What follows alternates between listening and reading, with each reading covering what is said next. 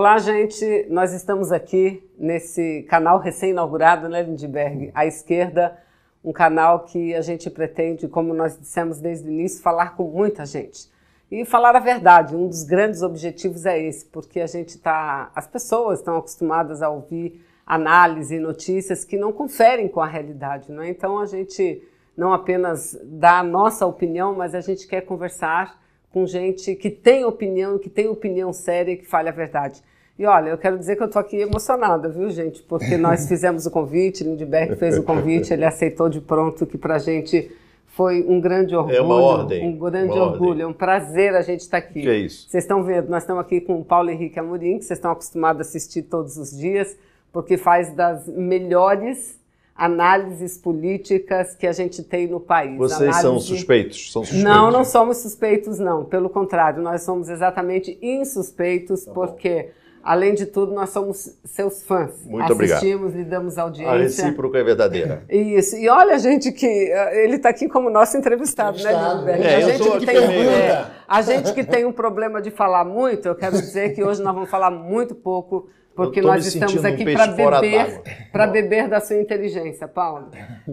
Nosso canal, viu, gente? Vocês têm que se inscrever. É bem facilzinho, ali do ladinho, embaixo, tem inscreva-se. É só dar um clique, inscreva-se e tem um sininho. Inscreva no canal à esquerda, ative o sininho para receber notificação. Isso.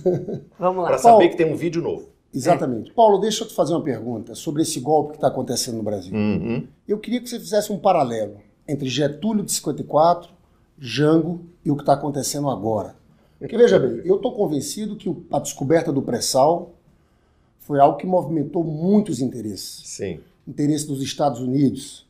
A gente sabe que esse grande empresariado nacional queria retirar direito de trabalhadores também. Sim. Lá em 54, a gente viu, Getúlio criou a Petrobras em 53. Foi. Em 52 criou o BNDES, que era BNDE.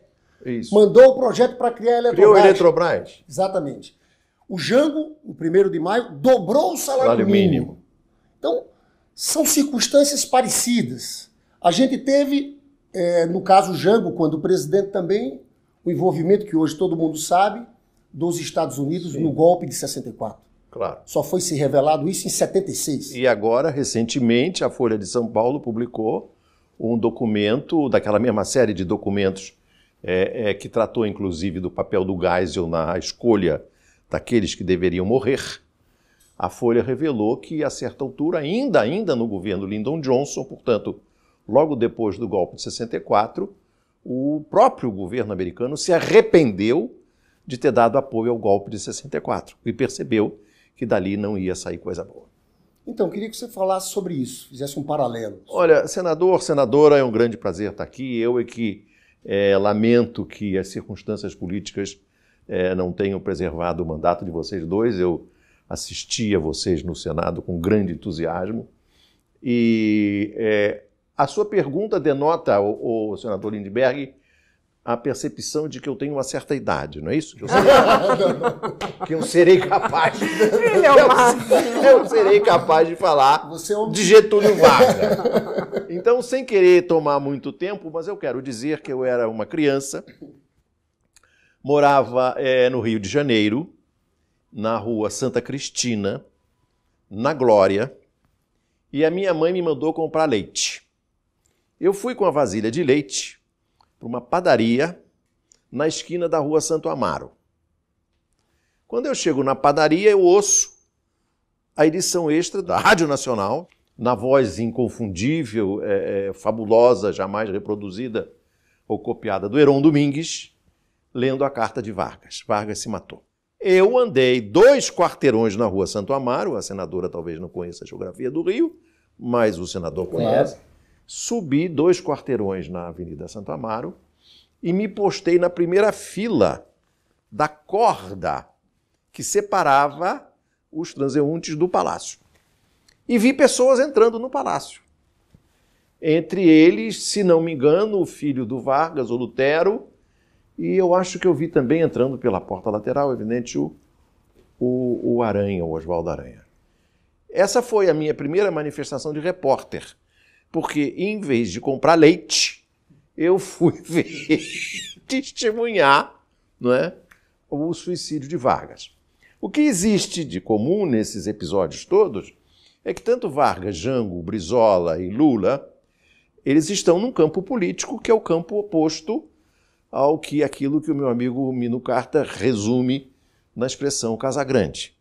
É claro, e você tem toda a razão, um dos pontos que une essas três experiências é o petróleo, e nós vemos agora de novo reproduzido esse fenômeno na tentativa do Trump de derrubar o Maduro.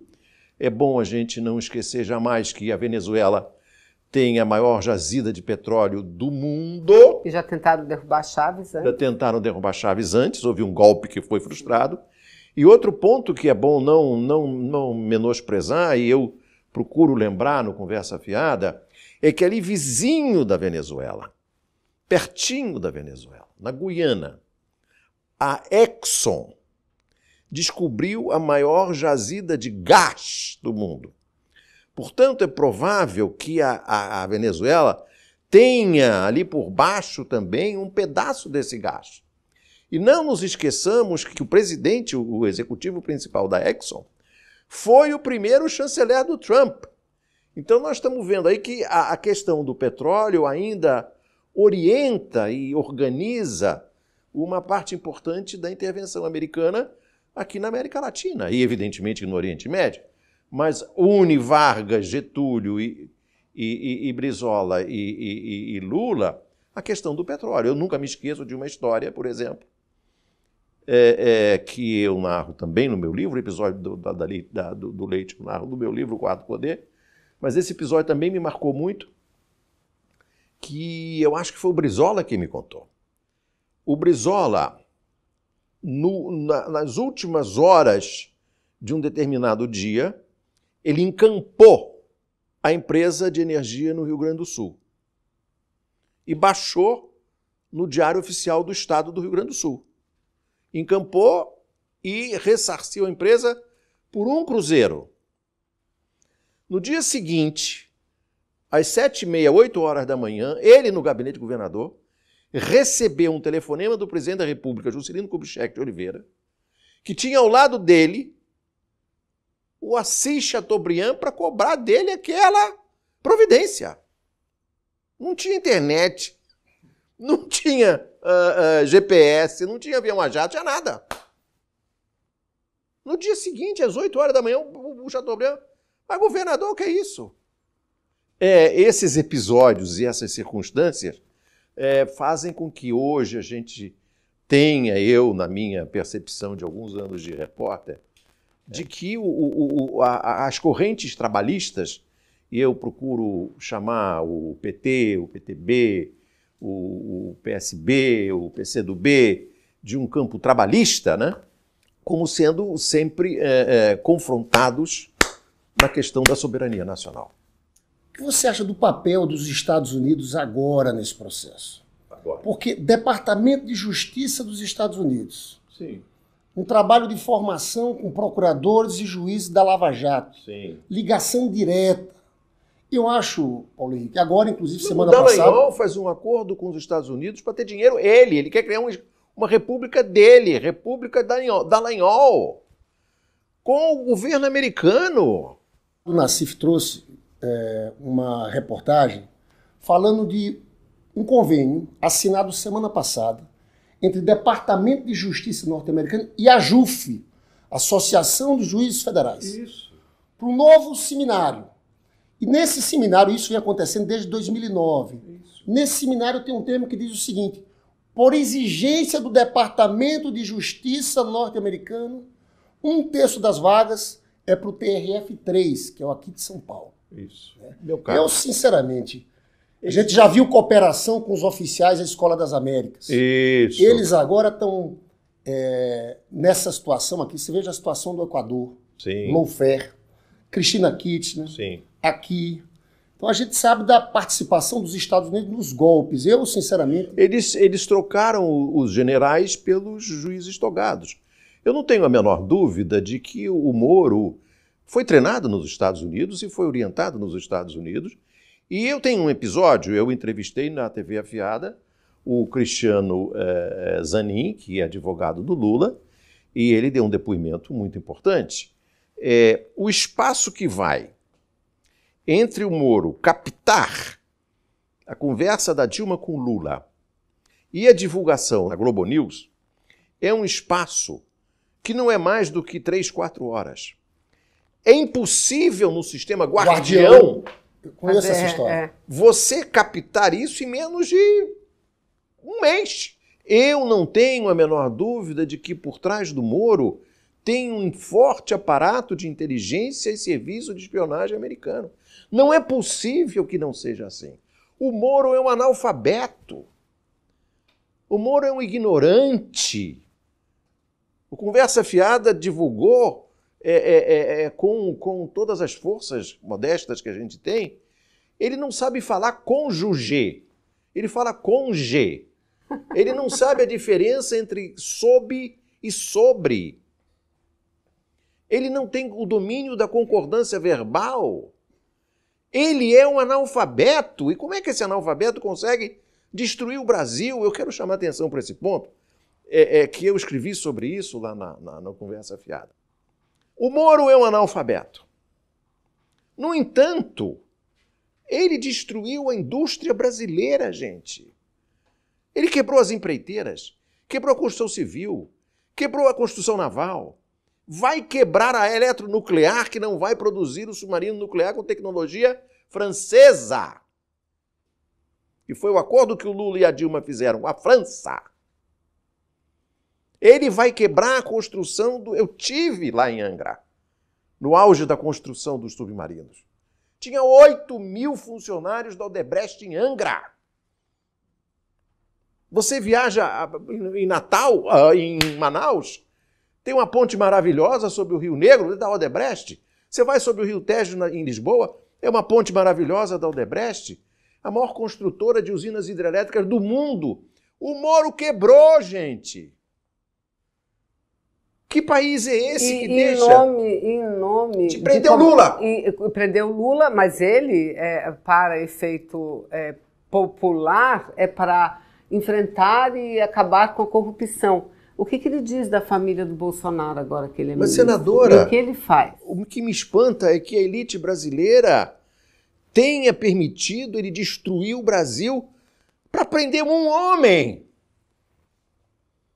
Para prender um homem. Eles trocaram o progresso do Brasil pela prisão de um homem. Isso é uma loucura. Olha, o querido e brilhante ministro da Justiça, Eugênio Aragão, que foi o melhor ministro da Justiça da presidenta Dilma.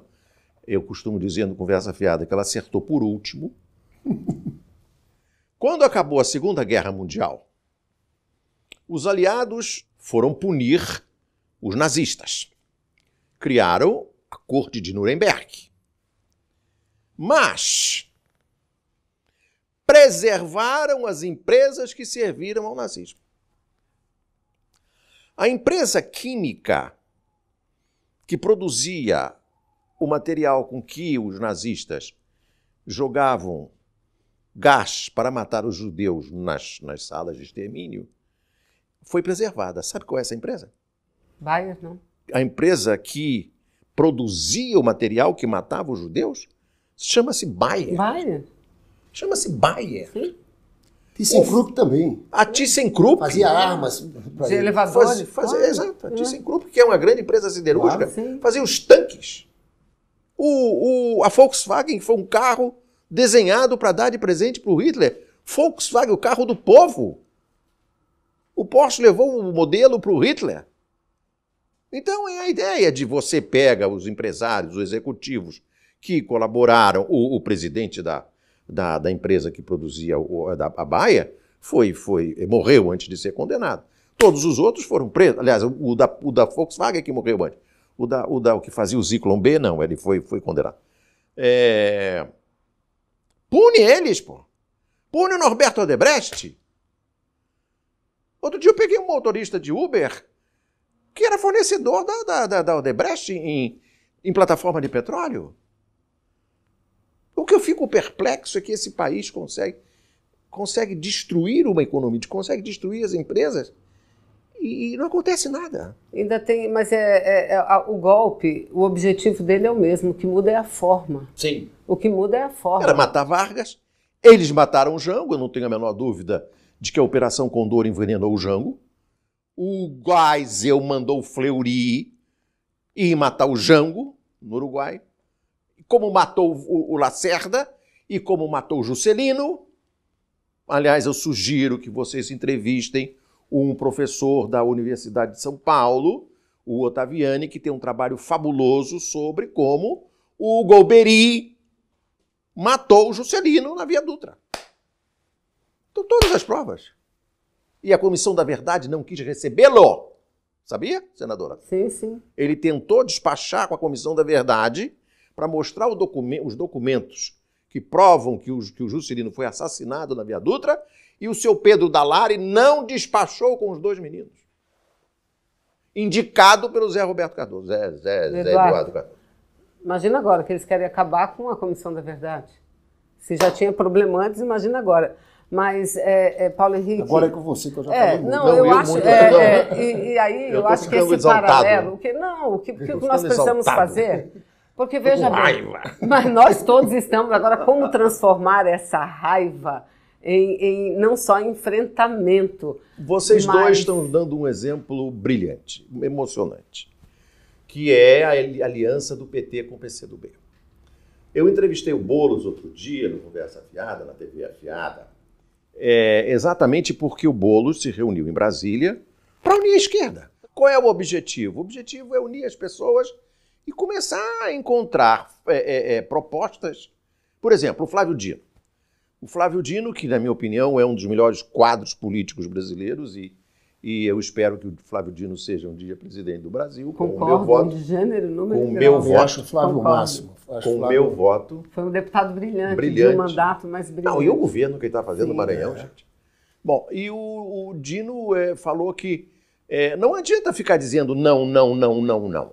A reforma da Previdência é não. Por quê? A reforma da Previdência é tudo ninharia.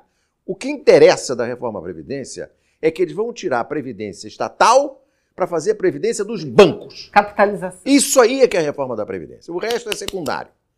Agora, nós não podemos ficar só dizendo não à reforma da Previdência. Nós temos que propor algumas coisas. Por exemplo, nós temos que propor uma reforma tributária competente. Perfeito. Porque o problema da reforma da Previdência é a subcontribuição dos ricos no bolo fiscal. O rico brasileiro não paga imposto. Não paga imposto. E além da reforma tributária, o que a gente precisa também é de uma reforma do sistema bancário, porque esses juros praticados no Brasil é algo escandaloso, escandaloso. E uma reforminha da indústria da comunicação, que o partido do senador Lindenberg você está certíssimo. Fugiu, ficou com medo da Globo. E você sabe que eu sou um dos maiores críticos disso. Isso não chama, e esse projeto jamais se chamou controle da imprensa, não é democratização dos meios de comunicação. Tentaram dizer que era controle, nada de controle. Mas nessa minha entrevista aqui, que me dá Mas você tem que falar sobre esse governo, que tem pouco mais de 3 meses. Você tem feito no seu canal produções maravilhosas. Mas fale rapidamente aqui qual é a percepção. Eu acho o seguinte, senadora, eu acho o seguinte. Eu vou dar a vocês essa minha interpretação, que eu estava guardando para a minha próxima TV Afiada, mas em consideração à generosidade de vocês, eu falo aqui. Não adianta ficar achando que o Bolsonaro vai cair. Pode tirar o cavalo da chuva, ele é ignorante, ele é despreparado. Tudo isso que a gente já sabe. É um governo sem organicidade, não representa a sociedade brasileira. O Marcos Coimbra escreveu na Carta Capital um artigo brilhante. Ele não é representativo da sociedade brasileira. Mas não interessa, ele ganhou. Agora, ele vai cair? Ele não vai cair. Na pior das hipóteses, ele vai ser rainha da Inglaterra. Mas esse governo que está aí, essa estrutura, não vai deixar o poder, a não ser pelo voto, daqui a 4 anos. E por que não vai deixar, na minha modesta opinião? Porque ela é representativa dos bancos. Ela é representativa do sistema que botou o Lula na cadeia e derrubou a Dilma. Ela é representativa dos Estados Unidos do Trump. E o Bibi Netanyahu nada mais é do que uma extensão dessa articulação internacional que vai manter o Bolsonaro até o último dia. Não adianta, ele vai cair, vai desmilinguir. Ele não tem base para... Ele vai aprovar uma reforma da Previdência. E vai aprovar com o principal, que é a capitalização. Então, eu acho que vocês que são políticos... Olha, eu não diria tão assim, porque nós vamos dar muito trabalho. Quando o povo percebeu o que significa capitalização, nós podemos viver um momento de grande efervescência. Tem que chamar o Gabas. O Gabas deu 3, 8, 18 entrevistas à TV Afiada. No Chile, os velhinhos se matavam, se matam. A Bachelet teve que mudar o regime de capitalização. Ô Paulo Henrique, e o regime de capitalização é a desmoralização do argumento de que essa reforma é por causa do déficit. Porque vai aumentar o déficit. Claro. Ou para acabar com os privilégios. Porque, veja bem, hoje é o seguinte, tem um aposentado e tem as pessoas que contribuem para o regime geral. Você paga trabalhador, empresário e governo. Quando você cria o regime de capitalização, só quem paga é o trabalhador. O empresário não paga. Então, o empresário, na hora de contratar um trabalhador, ele vai querer contratar aquele que está no regime de capitalização. Claro. Então, você vai aumentar o rombo aqui. Claro. E você vai trazer de volta a fome. Porque se teve uma coisa que acabou com a fome no Brasil, foram as políticas sociais do Lula, do Bolsa Família, e foi a aposentadoria rural. Sim. Vinculada ao salário mínimo. Sim. E foi a lei do salário mínimo, que o vice-presidente da República, falando aqui para os puxa-sacos da Fiesp, já disse. O mínimo é uma vaca sagrada. O mínimo não é o mínimo é o máximo. No fundo é isso, Lindbergh. Eles querem acabar com a Previdência Pública. A Previdência será privada e acaba com o sistema de colchão da proteção social, da Previdência Solidária, que é parte do empregador, parte do empregado e parte do Estado. Eles vão acabar com isso. Quem ganha um salário mínimo vai ter que tirar um pouquinho todo mês para colocar na poupança. E é isso, por isso outra que os coisa, se matam. gente, você vai pegar o fundo de garantia do trabalhador e poder botar na capitalização, vai tomar a grana do trabalhador para dar para os bancos, para o banco do Paulo Guedes, para o banco de todos os Chicago Boys que estão trabalhando com o Paulo Guedes. É tudo banqueiro. Essa é a questão central. Essa é a questão principal. É como diz o Flávio Dino, o resto, eu até digo que o Flávio Dino só falta dizer o que dizia o Nelson Rodrigues. O resto é o luar de Paquetá. É o luar de Paquetá. E olha a contradição, esse governo ganhou com que slogan, que aliás o ministro da Educação queria que a meninada falasse todo dia na escola, com que slogan? Brasil acima de tudo. Deus, que Brasil acima de tudo? O cara governa para os Estados Unidos. Eu tenho a impressão, você me perguntou, e aí agora? Agora é a união. Eu acho que um grande teste, por exemplo, eu não tenho nada a ver com isso, eu não sou político, mas eu, como jornalista e que acompanha a situação brasileira desde quando o doutor Getúlio se matou.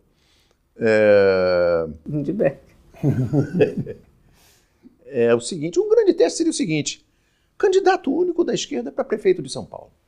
As grandes cidades, pelo menos. Manaus, Salvador, Recife, lá no Rio está bem encaminhado com a candidatura do Freixo. Juntar PT, PCdoB, tentar fazer tudo. Nacionalizar também a eleição municipal. Isso. São Paulo tem que achar um candidato juntos. Nós vamos apoiar o PSOL do Rio. Sim. Aqui tem que juntar também. Outro dia eu vi uma notícia na Folha, mas pode ser uma provocação da Folha, que aqui em São Paulo o PT está cogitando lançar a mulher do Haddad. Eu achei, como diz o meu amigo Ricardo, um desastre ferroviário. Santo Cristo, a mulher do Haddad é uma pessoa fabulosa, eu conheço, tem todos os méritos. Mas prefeito de São Paulo, como? Com a máquina do Dória na mão? O Bolsodória? Gente, tem que dar uma sacudida no PT. O Paulo Henrique sabe, viu, Paulo Henrique, que eu fui candidato a presidente do PT. Eu sempre tenho dito que o PT tem que se aproximar das bases. Isso que você falou foi um equívoco nosso gigantesco, não ter democratizado os meios de comunicação. Claro. Não ter feito a reforma tributária. Sim. Porque hoje só o Brasil e Estônia não se paga imposto sobre distribuição de lucros e dividendos. Isso. O empresário que ganha 300 mil reais paga zero. Um funcionário público que ganha 5 mil reais paga 27,5%. Isso aqui é uma loucura.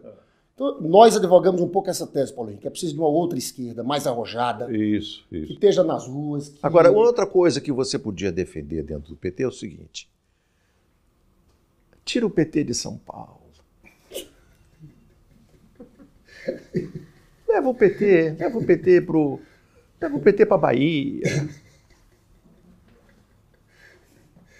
Se bem que as últimas declarações de Rui Costa também não ajudam nada. Mas leva o PT para Bahia, leva o PT para o Maranhão. Ninguém aguenta mais.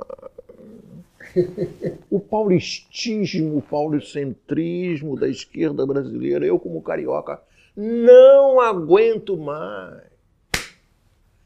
É o Fernando Henrique de sinal trocado, entendeu? Para Pernambuco. Ainda bem que a Gleice é paranaense, né? Você é carioca. Sou paraibano. Você é paraibano. Senador pelo Rio. Eu fui para o Rio depois da Uni. Eu sei. E eu acho que essa unidade das esquerdas, que tem que buscar uma ampliação para além da esquerda, ela tem, além de todas as tarefas, tem uma questão que é fundamental, que é a defesa da democracia, do Estado de Direito. Mas isso é sem dúvida. Nós não podemos alguma. permitir que Lula continue preso numa de jeito condenação ilegal, injusta, porque é ele que está lá, mas o que está preso não é só a pessoa física, o que está preso é o projeto que ele simboliza. O Dino diz uma coisa muito boa. Nós, da esquerda, temos duas dívidas que são indiscutíveis. É a dívida do trabalhismo do Getúlio e o lulismo do Lula. Não tem essa história do Ciro ficar dizendo que não tem lulismo. Tem lulismo. Agora, aí diz o Dino, dialeticamente, não fosse ele um bom comunista, dialeticamente, a gente tem que ver o que sobrou do Getúlio e do Lula para olhar para frente. Por exemplo, eu teria dito, por exemplo, o Lula e a Dilma se acovardaram diante da Globo.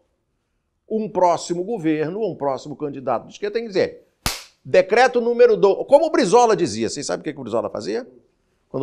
Eu gosto muito de imitar, quando eu dou minhas palestras, eu faço o seguinte mise-en-scène, senador. Quando era candidato à presidência da República, sempre no horário eleitoral gratuito, o Brizola dizia assim, quando eu sentar naquela cadeira, a primeira coisa que farei, na manhã do primeiro dia, será questionar. Ele usava o questionar com trema que não precisava. Será questionar aquele monopólio. O Lula, quando foi eleito a primeira vez, a primeira coisa que ele fez foi se sentar na bancada do Jornal Nacional e ancorar o Jornal Nacional ao lado da Fátima Bernardes. E a Dilma, a primeira coisa que fez, depois que foi eleita, foi ao programa da Ana Maria Braga fazer uma omelete que deu errado. Se fosse só uma omelete que tivesse dado errado, né? Nós temos que concordar contigo. Houve uma ilusão muito grande, uma subestimação do papel das elites do Brasil. As elites brasileiras nunca tiveram caráter democrático. Nunca! E um excesso de republicanismo. Veja bem, a Constituição diz que o presidente da República tem que nomear o Procurador-Geral da República. Claro. Por que colocar o mais votado ali na categoria? Que não é uma loucura. Lei essas leis todas que foram criadas. Peraí, senador, um momentinho. A Constituição diz assim, a função do presidente da República é zelar pela Constituição. A Dilma nomeou o Lula chefe da Casa Civil. O Gilmar disse, não pode. Está nomeado e começa a administrar amanhã. Perfeito. E eu quero ver o Gilmar ir lá no Palácio e tirar o Lula de lá. Perfeito. Perfeito. Quem fez isso? Renan Calheiros na presidência do Senado. É claro. Fez isso. Mandava afastá-lo, ele não se afastou. É isso. O Lula começa a trabalhar hoje, não vai sair do palácio, vai ter um lanchinho aqui para ele, vai dormir aqui. Vem para buscar ele. E aquilo era completamente sem propósito. O Lula, naquela época, não tinha Nada, condenação, nem era denunciado, nada. Nem denúncia tinha. Agora, essa Lava Jato atuou o tempo todo em cima do timing político, né? Claro. Você veja, a condição coercitiva do Lula. Sim. Para você ser conduzido coercitivamente, tem que ter claro. 2 convocações. Né? Não houve com o Lula, aquilo foi um fato político. Claro. Depois, esse fato que você citou. E tudo, senador, tudo saía no Jornal Nacional. O grampo da Dilma com o Lula. O Queiroz sumiu, eu acho. Eu não sei onde é do Queiroz. Queiroz. Para falar nisso, onde está o Queiroz? Todas as razões do mundo legais para ser levado coercitivamente, né? E não foi. Mas é como diz o Flávio Dino. Dizem que existe a mão invisível do mercado. Eu acho que existe a mão visível do judiciário. Eles querem uma escola sem partido. Eu quero um judiciário sem partido. Muito bem. É isso, é um judiciário com partido. O ministro Barroso diz no seminário do Estadão que se o Supremo não mantiver a prisão em segunda instância, ele perderá a legitimidade porque desrespeitará o sentimento social. Que tal? Sentimento social. Aí eu fui à Constituição procurar a expressão. Sentimento social. Não tem. Vamos fazer eleição direta, então, para ministro do Supremo? Olha, eu estou convencido que é preciso, Paulo Henrique, quando a esquerda ganhar novamente esse governo, tem que deixar de ser tão ingênua. Sim. Tem que ter um processo de mobilização popular permanente. Sim. Tem que fazer uma reforma do Estado, das instituições. Tem que fazer um governo mais firme. Tem que falar com o povo, pô. O PT não explicou o que era o Bolsa Família. O PT não explicou o que era o Luz para Todos. O PT não explicou o que foi o programa das universidades e das escolas técnicas. Como diz o Gessé no livro A Elite do Atraso, eles inventaram a história da corrupção, aliás, o livro se chama A Elite do Atraso, da escravidão à Lava Jato. Eles inventaram a história da corrupção na hora em que a filha da empregada tomou o emprego da filha da madame. Ah, tem corrupção. Está lá no livro do Gessé. Eu quero dizer que por nós a gente continuava aqui semanas e semanas. Daqui um mês, dois, mas eu tenho que trabalhar no Conversa Fiada também, né, senadora? Desculpe. A gente bata na sua porta para continuar esse bate-papo gostoso, viu? Que eu mesmo aqui estou aqui. Então, já que você está falando em bater a porta, e como o senador me honrou com a revelação da minha idade, eu vou contar uma história. Eu falei sobre Getúlio, porque sei que você gosta de história. Sempre eu adoro. Quando o Oscar Niemeyer fez 100 anos, eu fui entrevistá-lo. Lúcido com 100 anos. Totalmente lúcido, total. E o Oscar, como vocês sabem, ele jamais deixou de se filiar ao Partido Comunista. Sim. Sempre foi Partido Comunista. Aí eu cheguei para ele e disse, Oscar, vamos supor que o Che Guevara batesse aqui na sua porta e dissesse, Oscar, eu estou com uns meninos lá na Serra Maestra, você não quer vir com a gente? O que você diria? Eu diria, Che, eu não tenho mais idade para subir a serra, mas quando vocês ganharem a Revolução, eu desenho o Palácio de Governo. É brilhante. Um exemplo. E olha, o momento que a gente vive hoje, de tentativas de criminalizar o Partido Comunista, veja. A forma muda, mas eles pegam o mesmo discurso de 64, caça aos comunistas. Isso. Gente, o intelectual da hora agora, como é que chama? Diz que o nazismo é de esquerda. É de esquerda. Olavo de Carvalho é o mentor intelectual do ministro da Educação, nada mais, nada menos, gente. Você tá vendo que a gente tem que bater sua porta? E do chanceler, Ernesto Araújo. Figura obtusa. Gente. Eu acho que ele é desnorteado. Tem um parafuso a menos.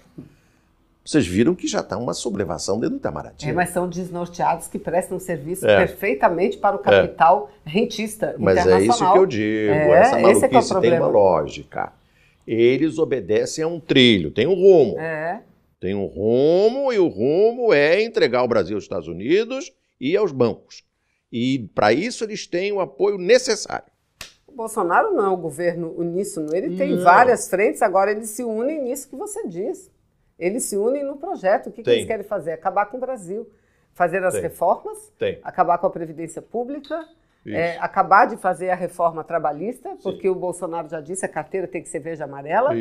As relações de trabalho têm que beirar a informalidade, sem direito a nada. Depois privatizar tudo e aí pronto, serviço feito. Vocês viram que o presidente da Petrobras, banqueiro, quer fazer agora, na mudança nos estatutos da empresa, de forma que os acionistas não tenham conhecimento da venda de empresas da Petrobras.